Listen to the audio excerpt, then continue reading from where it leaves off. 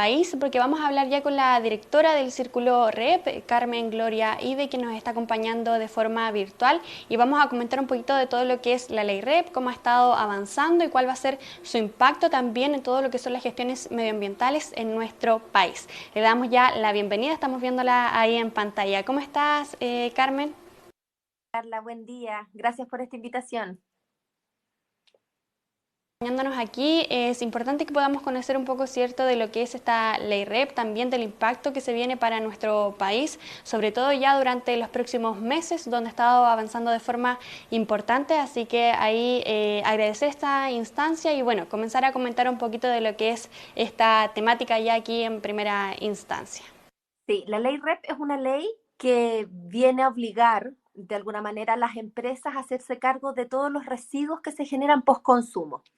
Y ya partió con los neumáticos, es decir, hoy día todas las empresas que venden o importan neumáticos en nuestro país ya se están haciendo cargo de esos neumáticos post consumo y ahora, justo al ladito de las fiestas patrias, ahora en septiembre, parte para envases y embalaje, que sin duda es el desafío más grande porque ahí tenemos desde una vela que podemos comprar, un sofá, hasta el paquete del arroz. O sea, es todo tipo de residuos lo que sin duda afecta al 100% de la población, al grueso de las industrias de nuestro país. Se dice que en la ley REP hay más o menos 14.000 empresas afectas a esta normativa y debiese cambiar la manera que tenemos hoy día, tanto en las empresas como en nuestra casa, en nuestros municipios, de gestionar los residuos.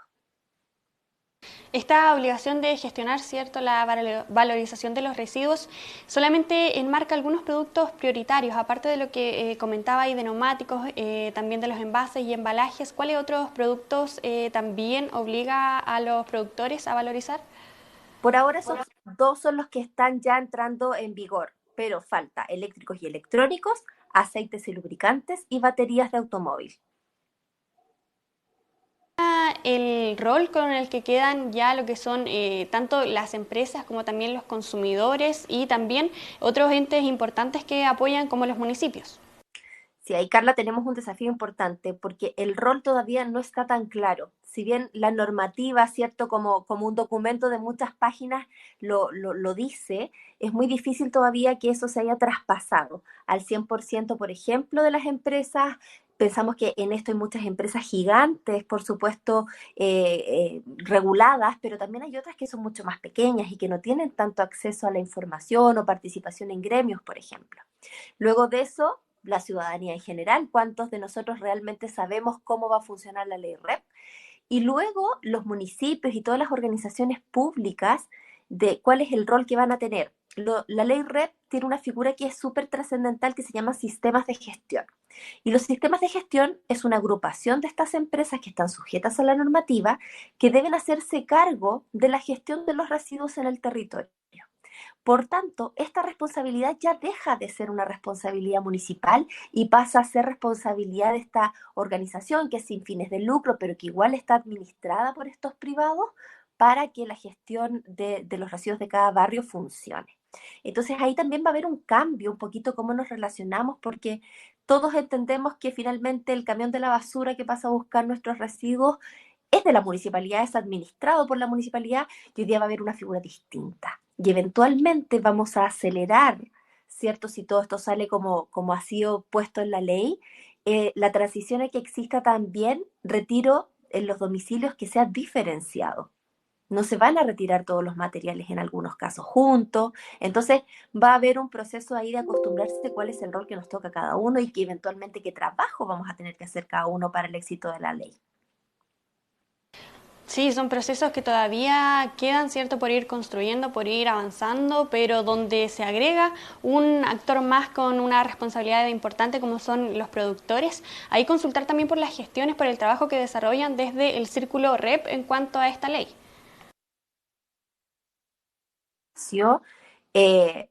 Círculo REP es parte de IDGO Consultores. En lo que trabajamos nosotros es en llevar a las empresas a modelos de economía circular. La ley REP y uno de los grandes reparos que hoy día tengo desde mi rol de trabajar en esto es que hablo de una ley de reciclaje. Cuando nosotros hablamos de economía circular, que es la tendencia, ¿cierto?, para poder abordar temáticas de cambio climático, de sustentabilidad, el reciclar es solo uno de los pasos. Lo que nosotros hacemos es llevar a las empresas primero a la minimización de los residuos. Si nosotros hoy día tenemos un packaging, por ejemplo, un envase, un embalaje que tiene material de sobra, que en realidad podría ser mucho más pequeño, de un material mucho más noble, empezar a utilizar otras materias primas, va a ser mucho más eficiente para la empresa hablar de la IREP, ¿cierto? Porque ya va a tener menos envases por los que hacerse cargo, pero también va a haber un impacto mucho más relevante en la aceleración de nuestro país a materias de economía circular. Y además pasa que las empresas hoy día tienen un rol trascendental en la educación al consumidor y empezar a generar productos que eventualmente este envase y embalaje, por ejemplo, tenga una segunda vida útil. Que cuando compremos la mantequilla, así como se hacía antes, de verdad sea después un contenedor de alimentos. Pero eso hay que volver a promoverlo. Cuando nosotros miramos Chile o nuestra idiosincrasia hace 30 a 40 años atrás, la mayoría de las cosas las reutilizábamos porque eran muy escasos los materiales. Pero nos acostumbramos, ¿cierto? En los 90, ya los 2000, a una vida mucho más rápida, donde se generaban muchos residuos, donde todo era absolutamente desechable. Es una vida más sencilla, pero altamente contaminante y dañina para el medio ambiente. Entonces también las empresas hoy día tienen que volver a esa cosa un poquito más antigua de que el envase puede ser reutilizado, cosa que el reciclaje sea de los últimos pasos que tenga la economía circular en nuestro país, porque quiere decir que si reciclamos es que generamos un residuo que no había que generar. Bueno, y tal como le dice el nombre de esta economía circular, lo que es este aporte, ¿cierto?, de la ley REP no solamente va a generar un impacto en el medio ambiente, sino también en la economía, donde antes lo que era desechado como basura, ahora se le va a estar dando obligadamente, además, lo que es un valor. Sí, eso es trascendental que ocurra y eso también tiene que ver con educación a nosotros en la casa, ¿cierto? De aprender a separar correctamente los residuos para que puedan llegar a este destino. Hoy día lo que sabemos de comunas que tienen implementado el retiro selectivo de sus casas es muy poquito el porcentaje que aún se recicla porque nos falta educación, nos falta entender cómo manejamos el residuo. Pero además también en nuestro país nos falta infraestructura. Tenemos que pensar que esta es una ley que busca tener impactos medioambientales, pero ¿dónde están las plantas de reciclaje hoy día en Chile?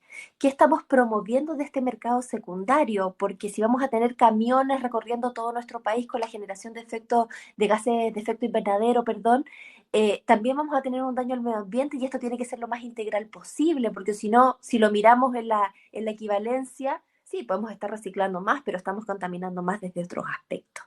Y en ese desafío también es importante entender dónde es correctamente poner una planta de reciclaje y cómo cada territorio tiene un modelo distinto. Esta es una de las leyes que invitan a nuestro país a pensar mucho más en el territorio y no en Santiago.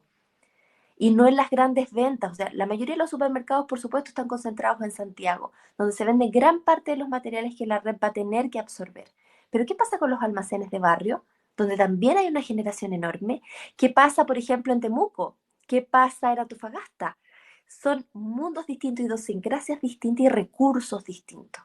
Entonces ahí es donde la red tiene un desafío enorme de aprender a leer dónde y cómo vamos a tener que hacer esta gestión para que también contribuya al éxito. Además sabemos que han habido cierto este avance del cambio climático a nivel mundial, donde también prontamente puede que afecte a nuestro país y donde es importante ir avanzando tanto en lo que es la educación como la difusión de todo lo que son estas gestiones.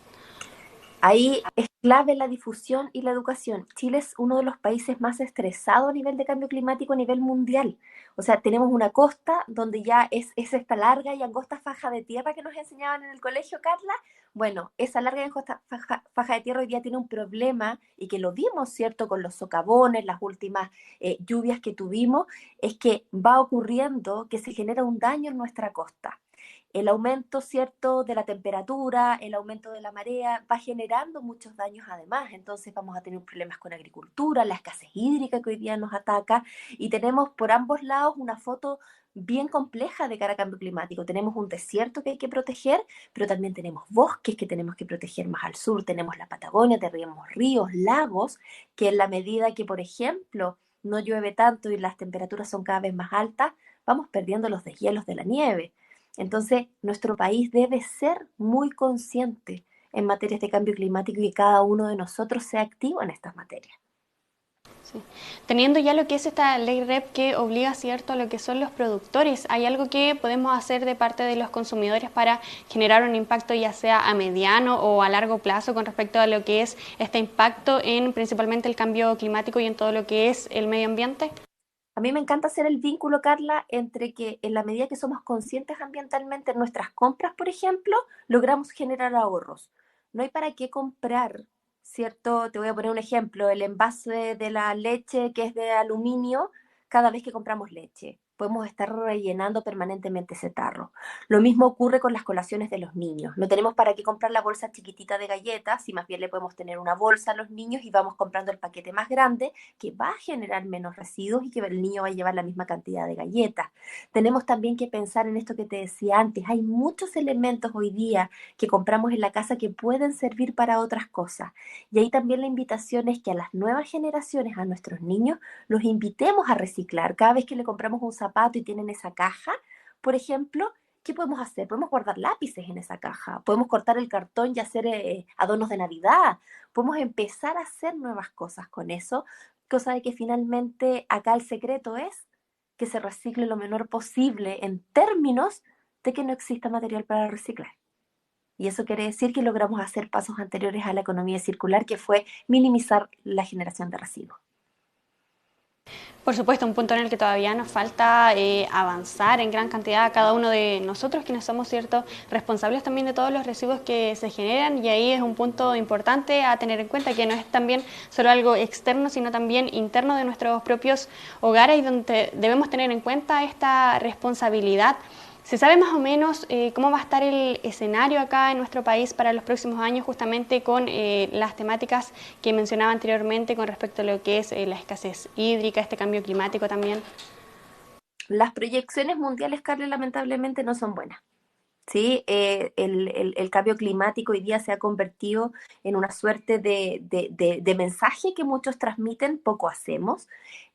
Tenemos que tener también un trabajo muy fuerte con aquellos países donde nosotros nos relacionamos. Y ahí también hay un vínculo con la ley REP. Si nosotros seguimos trayendo material, ¿cierto?, de países, por ejemplo, asiáticos, ¿cuándo vamos a desarrollar un mercado secundario en nuestro país para comprar ese material reciclado? Y por tanto, son vínculos que nos van mostrando que la imagen que se viene de cara al cambio climático es bien compleja. Hay hoy día, si bien hay cambios en la energía, por ejemplo, por energías renovables, hoy día las grandes potencias del mundo siguen produciendo energía que es compleja de gestionar, tanto por los gases que generan, pero también por los tipos de reemplazo que tenemos. Entonces, ahí también hay un desafío de cómo aceleramos la innovación, la tecnología versus los recursos que tenemos, como también las capacidades que tenemos de abordar estos desafíos en cada uno de los países. No es lo mismo un desafío en cambio climático para China, para Estados Unidos o para la India, que son las grandes potencias hoy día en estas materias, como para nosotros, como para países africanos, como países mucho más pobres. Bueno, directora, agradecerle por habernos acompañado durante esta mañana, y ya para ir finalizando la entrevista y consultarles cuál es el impacto que esperan ya para dentro de algunos años más con respecto a lo que es el avance de esta ley REP. Creo que ahí, y agradeciéndote, Carla, este espacio, sin duda, hacer un trabajo absolutamente colaborativo. La ley REP no va a tener éxito si nosotros en la casa no lo hacemos bien, si los sistemas de gestión no lo hacen bien y si las empresas no lo hacen bien. Por tanto, es dejarnos de hablar desde una regulación, desde el desconocimiento, educar en la materia y ser muy concretos en lo que realmente vale la pena o en lo que no. Y ahí hay un desafío enorme para la autoridad, para nosotros, para todos. No, no es tan sencillo, Carla, pensar en un avance exitoso en la ley REP si está este desconocimiento tan elevado. Por supuesto, desafíos que todavía nos quedan, donde se van a ir implementando ciertos nuevos artículos de esta ley. Ya comenzó con lo que es con los neumáticos, ¿cierto? Aquí en septiembre viene ya lo que son los envases y los embalajes, y bueno, ahí nos quedan estos desafíos a cada uno de nosotros para poder ir educándonos e informándonos también de todas estas gestiones medioambientales que son tan importantes para el desarrollo del medio ambiente y de la vida también, ¿cierto?